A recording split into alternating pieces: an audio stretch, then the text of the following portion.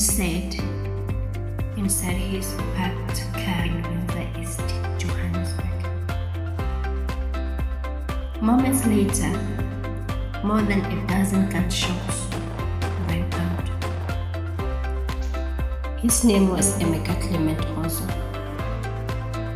a 45-year-old Nigerian national. He died inside that vehicle. Others are calling it a fight against drugs. Others are calling it an execution. And at that center of the storm, a television personality, a political candidate, and a country already struggling with crime, anger, and vision. Today we are here, but not to inflame emotions. We are here to examine facts, to ask questions, and to talk about what this means for Nigerians and what this means for South Africans and for the rule of law. Okay, let's see what happened.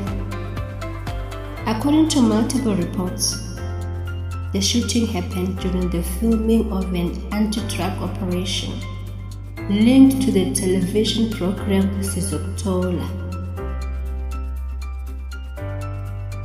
The show is known for confronting alleged drug dealers in communities.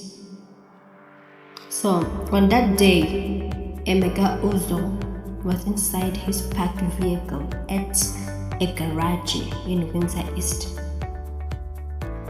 Reports state he was shot more than 12 times at close range.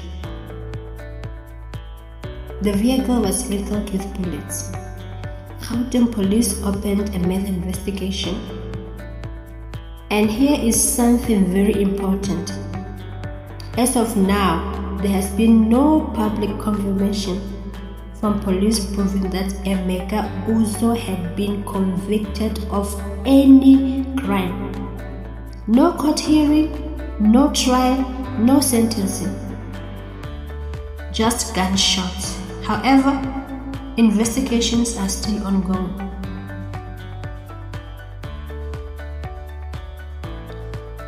Present during the operation was Xolani Khumalo, let's face it, a well-known crime activist, the face of Sizokuthola, and currently an Action SA mayoral candidate for Ekurhuleni. His party has stated that he was present to support the operation team. It has been reported that the security personnel linked to the production team discharged the firearm.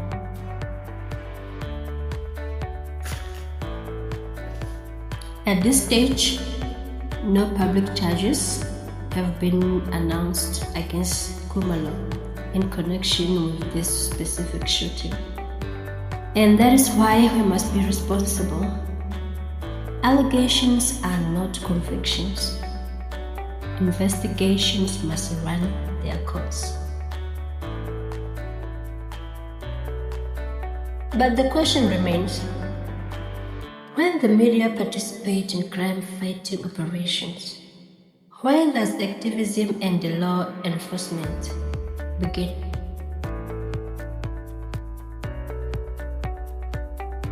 Let's talk about something uncomfortable. South Africa has a serious drug problem. Communities are frustrated, families are tired, crime destroys lives daily. Many citizens support aggressive actions against drug dealers.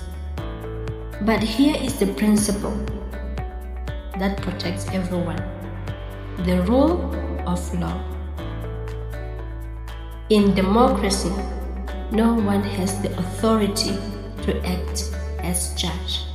to act as a jury and executioner. If someone is suspected of a crime, they are arrested, charged, prosecuted, tried in court. That process protects the innocent and punishes the guilty.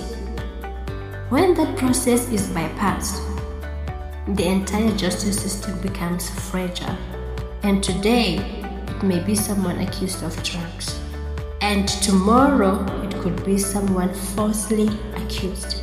That is why this case has triggered outrage within Nigerian association and community groups.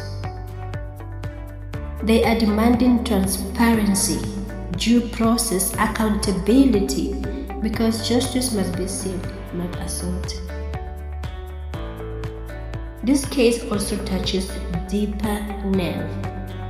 Nigerians living in South Africa have at times faced hostility, stereotyping, and violence. Let's be honest.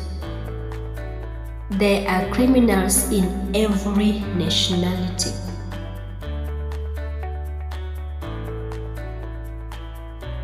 But there are also hardworking Nigerians who run legal businesses, support families, and obey the law. When incidents like this happen, fear is spread, fear of profiling, fear of being targeted, fear of being judged by nationality instead of individual actions. And that is dangerous because collective blame destroys unity. Now, let me speak directly, especially to my Igbo brothers, to young Nigerian men trying to survive abroad. Listen carefully. The drug trade is not empowerment. It is not quick success. It is a dangerous road that attracts violence, police attention, and strategy,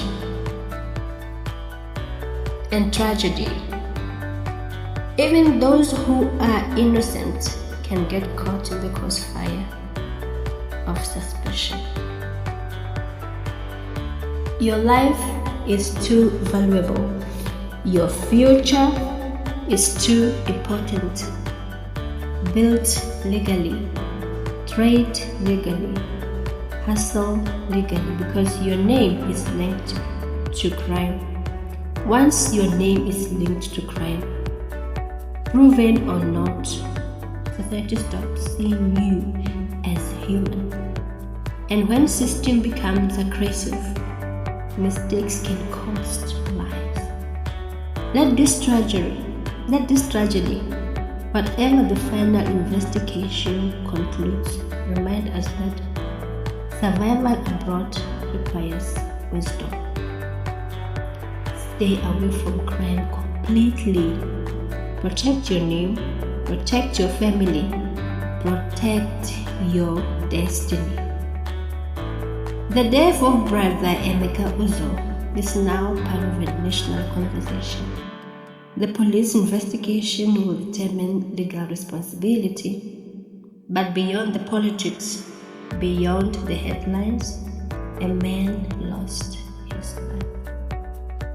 And whenever a life ends in controversy, we must demand the truth, not assumptions. Justice, not vengeance. Law, not chaos. Because if we allow emotions to replace institutions, no one is safe. This is not about defending crime, it is about defending due process. May justice, real justice, prevail. Rest in peace, brother. You will forever be in